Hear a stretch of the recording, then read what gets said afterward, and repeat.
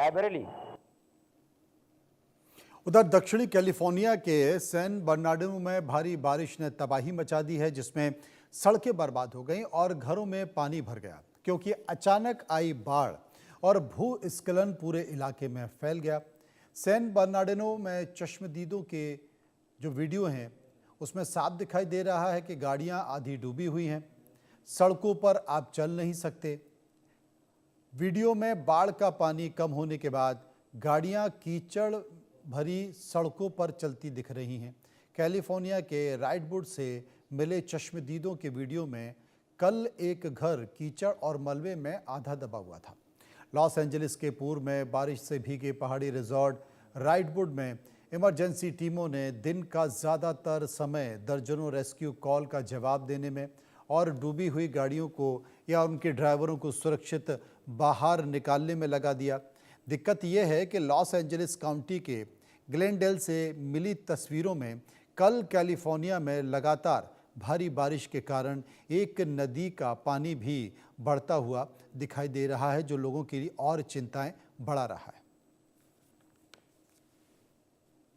अब इन खबरों पर अगर थोड़ा सा और विस्तार से बात करें तो दक्षिणी कैलिफोर्निया के सैन बर्नार्डिनो में भारी बारिश के कारण सड़कें बर्बाद हो गईं, घरों में पानी भर गया। एक चश्मदीद द्वारा शूट किए गए फुटेज में तूफान के बाद का मंजर दिखाई दे रहा है, जिसमें लोग बाढ़ से खराब हुई सड़क और गंदे पानी में चलते हुए देखे जा रहे हैं। इस इलाके में ताज़ा एटमॉस्फेरिक तूफान की वजह से कुछ इलाकों में 1 घंटे में 1 इंच या उससे ज़्यादा बारिश हुई है। ये तूफान पैसिफिक से खींची गई घनी नमी की एक बड़ी हवा की धारा थी, जो ग्रेटर लॉस एंजलिस इलाके के अंदर तक फैल गई और उसके बाद यहाँ का जनजीवन अस्त व्यस्त हो गया।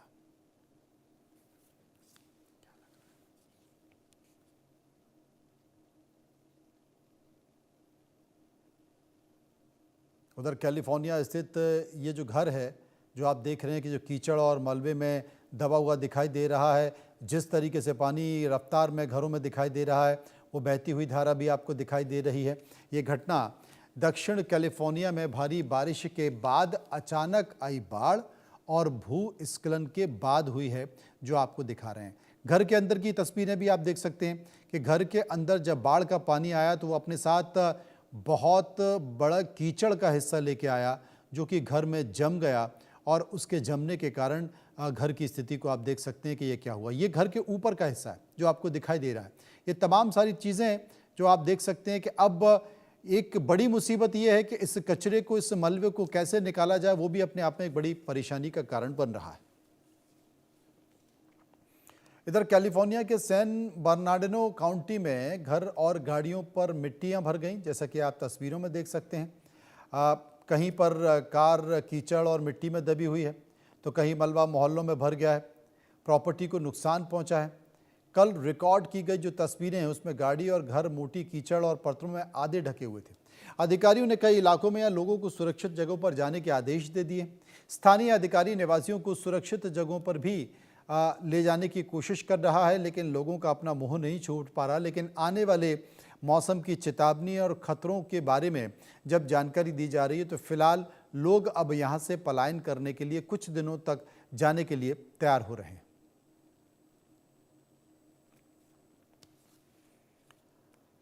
तो आप देख सकते हैं कि घरों की स्थिति क्या है। करीब आधा घर कचरे में, मलबे में डूब गया है, जो कि आपको दिखाई दे रहा है।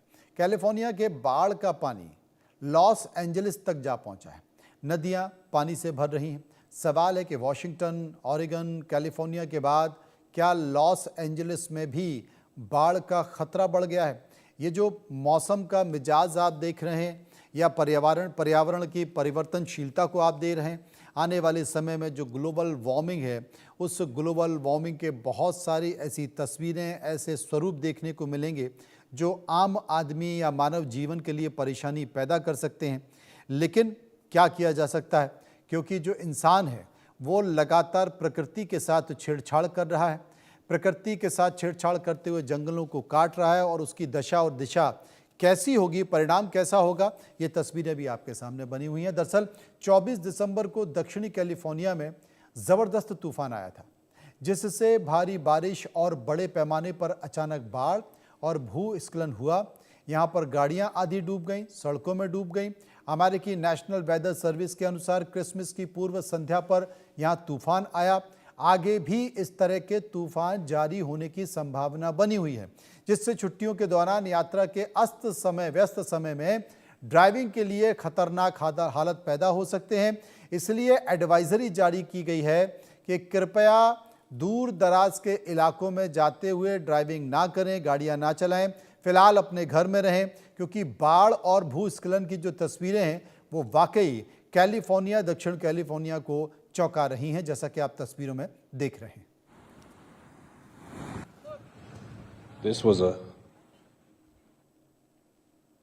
बात कर लेते हैं दिल्ली की सांसों की। राष्ट्रीय राजधानी ने राहत की सांस ली है। दिल्ली की हवा की क्वालिटी में थोड़ा सा सुधार हुआ है। हालांकि दिल्ली की हवा आने वाले समय में फिर से खराब हो सकती है और AQI 300 के ऊपर जा सकता है, जो कि बहुत खराब श्रेणी का माना जाता है। और आने वाले समय में मौसम विभाग ने भी इस बात की जानकारी दे दी है कि भाई बहुत खराब श्रेणी का AQI वापस लौट सकता है। आपको 4 तस्वीरें दिखा रहे हैं। 4 तस्वीरें आप देख सकते हैं धौला कुआं की, जहां पर के धौला कुआं, आनंद विहार, अक्षरधाम, ITO, ये तमाम सारी तस्वीरें हैं जहां पर CPCB के अनुसार इन इलाकों में करीब करीब 377 के आसपास AQI रहा है, जिसे बेहद खराब श्रेणी का माना जा रहा है। ITO इलाके के आसपास AQI 314 दर्ज किया गया है, जिसे बहुत ही खराब श्रेणी का माना जा रहा है। यानी कि हवा चलने के बाद भी, मौसम साफ होने के बाद भी AQI 314 दर्ज किया गया, जो कि खराब श्रेणी का है। आप अंदाजा लगाइए कि 2 दिन पहले ये AQI 4.25, 4.5 के ऊपर था। देखिए, मैं आपको बताना चाहता हूं, दिल्ली का मौसम अभी दोबारा से खराब होगा, क्योंकि वेस्टर्न डिस्टर्बेंस जो हैं उसका असर दिल्ली में कल परसों फिर दोबारा दिखाई देगा। मौसम बहुत फिर से खराब होगा, धुंध बहुत आने की आशंका है मौसम विभाग के मुताबिक। और पिछले सालों का भी जब हम डेटा देखते हैं तो मौसम खराब होने का बहुत अंदेशा है। मैं दिल्ली के लोगों से आग्रह करना चाहता हूं, चाहे ग्रैब 4 हटा दिया गया है, लेकिन कई चीजों पे हमें सबको मिलकर काम करना होगा। बिना PUCC के कोई गाड़ी लेके ना निकलें, बिना जरूरत के, चाहे 50% वर्क फ्रॉम होम हमने खत्म कर दिया है, पर मैं फिर भी सबसे आग्रह करना चाहता हूं, अगर नहीं जरूरत तो अपनी गाड़ियां मत निकालें। हम कूड़ा करकट बाहर ना फेंकें। हम रात को आग मत जलाएं। रात को आग जलाने से, जो लकड़ी से आग जलाते हैं, उससे बहुत बायोमास बर्निंग से बहुत पोल्यूशन बढ़ता है। इसलिए मैं आपको और टीवी चैनलों के माध्यम से सबको बताना चाहता हूं, ये जो मौसम कल और आज बहुत साफ रहा है, दोबारा जो वेस्टर्न डिस्टर्बेंस का असर है वो दिल्ली में दिखाई देगा। बहुत तेजी से धुंध फिर से बढ़ेगी और उससे स्मॉग और फॉग से स्मॉग भी बनेगी। इसलिए हम सबको बहुत सतर्क रहना है और दिल्ली को साफ सुथरी हवा देने के लिए मिलकर काम करना है। दिल्ली में बिगड़ती आबो हवा को लेकर जहां दिल्ली वाले राहत की सांस लेते हुए नजर आ रहे थे, वो राहत केवल गुरुवार को ही बरकरार रही। दिल्ली में AQI लेवल की बात की जाए तो दिल्ली का AQI लेवल एक बार फिर से गंभीर श्रेणी में नजर आने लगा है। मैं आपको बता दूं, शुक्रवार सुबह 8 बजे का समय हम लोग ITO पर मौजूद है और आप देख सकते हैं CAQM का ऐप समीर जो है ITO का AQI लेवल 305 बता रहा है। और केवल ITO ही नहीं, दिल्ली में तमाम ऐसी जगहें हैं जहां पर AQI लेवल जो है एक बार फिर से खराब श्रेणी में जाता हुआ नजर आ रहा है। अलीपुर का आप देख सकते हैं 354, आनंद विहार 390 यानी कि 400 के आसपास। अशोक विहार में बात की जाए तो 346, वहीं बवाना की बात की जाए तो 379 जो है AQI लेवल बना हुआ है। यानी कि ये कहा जा सकता है एक बार फिर से पूरी दिल्ली जो है रेड जोन में जाती हुई नजर आ रही है। जागीरपुरी में 309, तो वहीं आप देख सकते हैं CAQM का ऐप जो है पूरे ITO का AQI लेवल 330 बता रहा है। यानी कि जब AQI का स्तर लगभग 200 के आसपास देखा गया था तो CAQM ने आनन फानन में ग्राफ 4 के जो प्रतिबंध थे उनको हटा दिया गया था, क्योंकि दिल्ली की आबो हवा में सुधार होता नजर आ रहा था। लेकिन ये राहत केवल गुरुवार तक ही बरकरार रही। उसके बाद एक बार फिर से दिल्ली का जो प्रदूषण का स्तर है वो खराब श्रेणी में जाता हुआ नजर आ रहा है। अगर बात की जाए तो पहाड़ी इलाकों में भारी बर्फबारी के कारण दिल्ली में ठंड का प्रकोप तो लोगों को झेलना पड़ रहा है, लेकिन बिगड़ती आबो हवा से लोगों को राहत मिलती नजर नहीं आ रही है। आप तस्वीरों में देख सकते हैं किस तरीके से एक धुंध की चादर जो विजिबिलिटी है उसके ऊपर भी फर्क पड़ता नजर आ रहा है। एक स्मोक लेयर जो है दिल्ली के आसमानों में देखने को मिल रही है। वहीं दिल्ली सरकार लगातार दिल्ली में जो है पानी का छिड़काव करवा रही है। जहां एंटी स्मोक गन इंस्टॉल की गई है, वाटर स्प्रिंकलिंग मशीन दिल्ली की सड़कों पर दौड़ रही है। तो वहीं आप देख सकते हैं जो मिस्ट पोल है, यानी कि आप दिल्ली के खंभों पर जो है एक मशीन लगाई गई है जिससे दौड़ता हुआ वाहनों से निकलने वाले प्रदूषण के ऊपर पानी का छिड़काव हो रहा है, और ताकि ये AQI जो लगातार खराब श्रेणी में बना हुआ है इससे राहत मिलती हुई नजर आए। लेकिन देखा जाए तो स्थिति जस की तस एक बार फिर होती नजर आ रही है। वहीं दिल्ली सरकार ने पूरी तरीके से नियम निकाला हुआ है, PUCC नहीं होने पे फ्यूल नहीं मिलेगा, यानी कि नो PUCC नो फ्यूल। लेकिन और उसको लेकर जो है दिल्ली के लोग जो है PUCC भी बनाते हुए नजर आ रहे हैं। तमाम प्रतिबंधों का पालन करने के बावजूद ग्रैब 3 के नियम फिलहाल अभी भी दिल्ली में लागू हैं, लेकिन दिल्ली की आबोहवा एक बार फिर से बिगड़ती हुई नजर आ रही है।